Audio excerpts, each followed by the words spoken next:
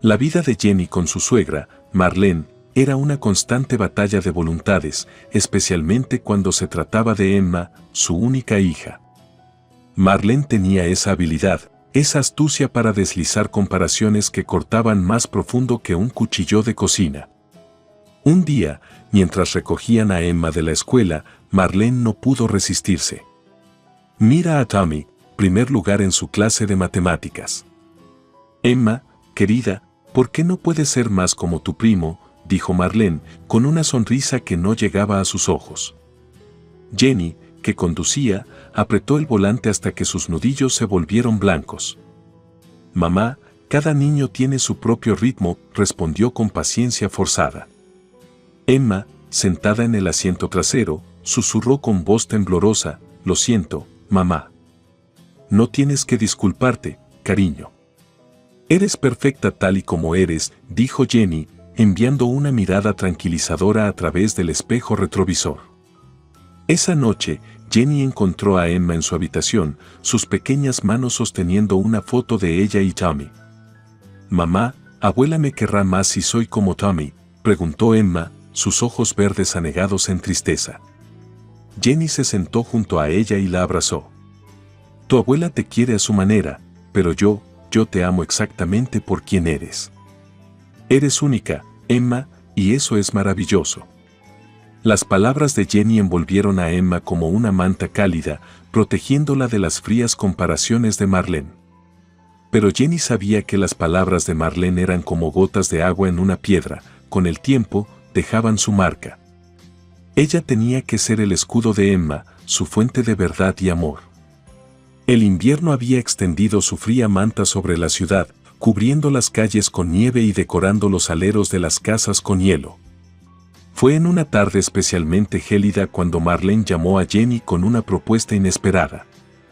Jenny, querida, hemos decidido llevar a los niños a un viaje de esquí este fin de semana, y pensamos que sería bueno para Emma unirse a Tommy y a los demás, dijo Marlene, su tono inusualmente cordial. Jenny, sorprendida, sostuvo el teléfono un poco más lejos de su oído, como si la distancia pudiera ayudar a procesar la noticia. Eso es inesperado, Marlene.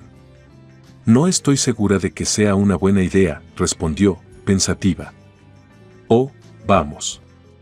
Será divertido para ella.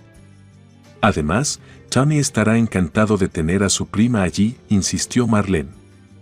En el fondo, Jenny escuchaba la voz de Emma, elevándose con excitación ante la perspectiva de un viaje de esquí. ¿De verdad puedo ir, mamá? Prometo ser cuidadosa y no causar problemas, dijo Emma, sus ojos brillando con la promesa de aventura y nieve fresca. Jenny miró a su hija, sopesando sus opciones. La preocupación y la protección chocaban en su interior como olas contra las rocas. Está bien, irás. Pero Emma, si hay algo, lo que sea, me llamas, ¿de acuerdo? Sí, mamá. Gracias. No te preocupes, estaré bien, exclamó Emma, su alegría burbujeando como una fuente. Después de colgar, Jenny sintió una corriente de inquietud. Miró por la ventana, donde los copos de nieve danzaban en el aire, tan impredecibles como la oferta de Marlene. Aún así, la risa de Emma, pura y despreocupada, la convenció de que había tomado la decisión correcta. Solo el tiempo diría si la confianza de Jenny en su suegra estaba bien fundada. The ski trip had started off well enough. Jenny received cheerful updates and photos from Emma showing off her novice attempts at skiing, Tommy racing ahead, and Marlene smiling, a picture-perfect holiday. But as night crept over the slopes, the cheerful messages stopped. Jenny stayed up, unease gnawing at her. The phone rang, shattering the silence and confirming her fears. Mom. Emma's voice, usually so full of life, was now laced with distress. Grandma, she took my clothes and locked me out of the lodge. It's so cold, and I don't know what to do. Jenny felt a surge of adrenaline. Emma, stay on the phone with me. I'm coming right now. Where is Grandma? I tried to talk to her, but she said this would teach me to be tough like Tommy. I don't understand, Mom. Marlene's words were a cold slap to Jenny's heart. Listen to me, stay by the door where it's safest. Y ella be there as fast as I can, suegra. Speeding through the dark, icy roads, Jenny's mind raced with worry and anger. Reaching the lodge as dawn broke, she found Emma, her small figure a forlorn sight in the pale morning light. Emma! Jenny called out as she rushed to her daughter, wrapping her in a warm embrace and the blanket she had brought. Emma clung to her, tears freezing on her cheeks. I was so scared, man. Jenny soothed her, her own tears mingling with her daughter's. They turned as the door opened, Marlene stepping out, her expression one of shock and confusion at the sight of Jenny. Marlene, what kind of lesson is this? To leave a child out in the cold? Jenny's voice was sharp, her maternal instinct a raging fire. I didn't mean, Marlene stammered, the facade of the stern disciplinarian crumbling. There is no excuse for this, Marlene. We're leaving. Now, Jenny declared, her decision final, her protective embrace a fortress around Emma. As they drove away, leaving a stunned Marlene behind, the sun rose fully, painting the sky with hues of redemption. Jenny whispered promises of safety to Emma, vowing inwardly that never again would she allow her daughter to be hurt by such twisted lessons. Jenny had barely closed her eyes when the shrill ring of the phone pierced the night. Her heart dropped as she heard the sniffles and trembling voice of her daughter on the other end. Mom, Grandma took my ski jacket and all my warm stuff. She said I was spoiled and needed to learn resilience like Tommy. Emma sobbed into the phone, her voice echoing the piercing cold she felt. Jenny's mind raced. Where is she now, Emma? Where is Marlene? She demanded, throwing on her coat and grabbing her keys. Sis inside. They wouldn't they let me back in after I cried about being cold, said it was part of growing up, the confusion in Emma's voice twisted a knot in Jenny's gut. No, baby, that's not right. I'm on my way, just stay on the phone with me, Jenny urged, her voice calm but her spirit storming. The drive to the ski lodge was a blur of red tail lights and white knuckles. Jenny navigated the icy roads with one hand on the wheel, the other clutching the phone, clinging to her daughter's every breath. Arriving at the lodge as the first light of dawn crept across the sky, Jenny saw her daughter shivering in her pajamas by the door, abandoned to the cold. Emma, she called out, wrapping her daughter in a tight hug and the blanket she had brought. You're safe now, you're safe. Emma clung to her, her body shaking from cold and fear. I was so scared, man. I didn't know if they come. Always, Emma always, Jenny reassured her, her own voice thick with emotion. Marlene appeared in the doorway, her expression one of disbelief. Jenny? What are you doing here? How could you, Marlene? How could you lock a child outside in the cold? Jenny's voice was icy, each word laced with condemnation. I was just. Tommy wouldn't they have made a fuss, Marlene faltered, her usual confidence slipping away like sand between fingers. This isn't about Tommy. This is about Emma, and you put her in danger, Jenny snapped, her protective instincts flaring as fierce as the rising sun. Jenny, Marlene started, but Jenny cut her off. We're leaving, Marlene. I won't let you hurt my daughter, Jenny stated, turning her back on Marlene, her message clear in her resolute steps. As they left the lodge behind, the morning sun began to cast away the chill of the night. Jenny held Emma close, whispering promises of warmth and safety. In her heart, she knew the battle with Marlene was far from over, but the war for her daughter's well-being had just been won. The warmth of home had never felt so welcoming. After the harrowing night, the walls of Jenny's house seemed to embrace her and Emma, promising safety and comfort.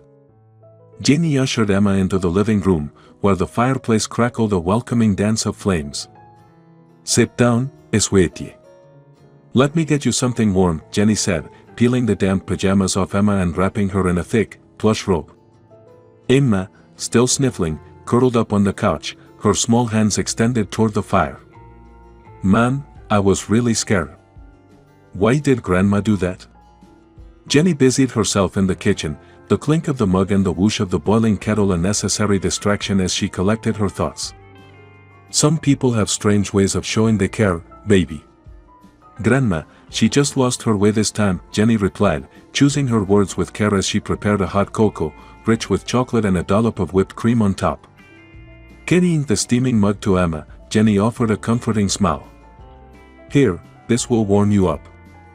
Emma took a sip, the chocolate sweetness a stark contrast to the bitterness of the next events. But you're not like that, Mom. You don't hurt people to show you care. No, I don't, Jenny agreed, sitting down beside her. I believe in love, kindness, and in being there, always, especially when you need me the most. The two sat in silence for a moment, the crackle of the fire filling the room with a gentle symphony. Jenny broke the quiet. You know, Emma, being tough doesn't mean you have to be cold. Being strong means being able to feel and to care. Emma leaned against her, the earlier chill fading away in the warmth of her mother's side. I'm glad you're my mom, she whispered. Jenny kissed the top of Emma's head, a surge of protectiveness flooding her. I'll always be here, to chase away the cold, the fear, and the dark. I'll always fight for you. The promise hung in the air, as solid and real as the walls around them and as warm as the blanket Jenny tucked around Emma's shoulders. As Emma's eyes grew heavy with sleep, Jenny thought about the confrontation with Marlene. The bonds of family had been strained, perhaps irrevocably.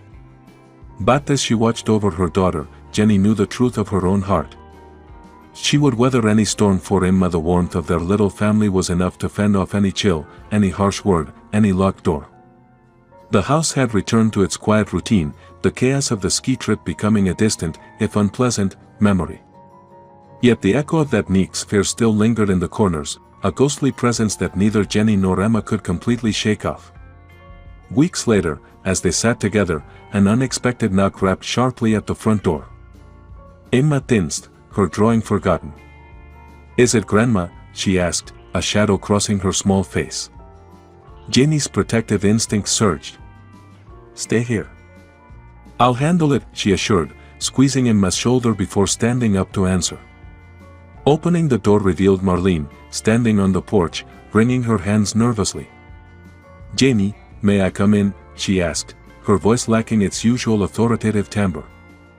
Jenny hesitated but stepped aside.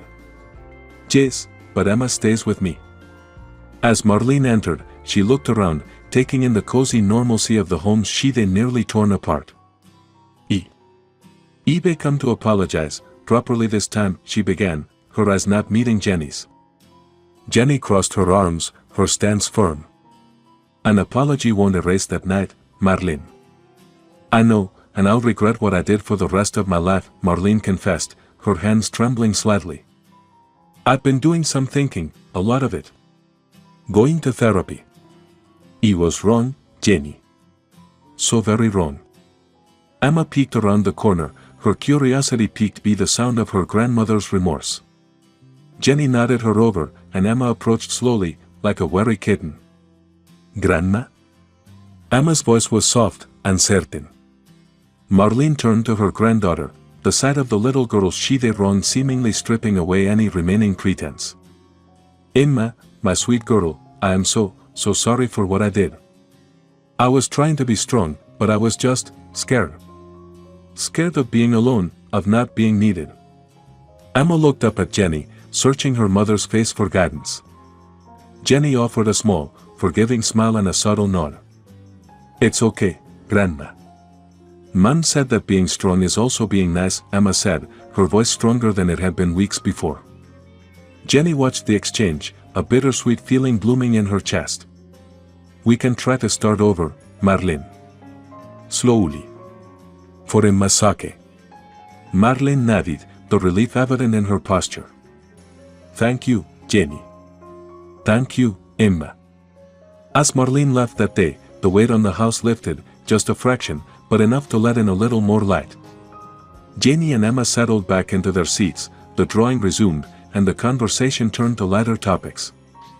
Jenny knew that the path to healing would be long and that trust might never be fully restored. But as she watched Emma draw, her lines confident and sure, she felt a swell of hope. They would be okay, not because they avoided the storm, but because they faced it together, as a family. Jenny had stood at the door as a protector, and now she stood as a beacon of forgiveness and strength, a silent guardian whose love knew no bounds.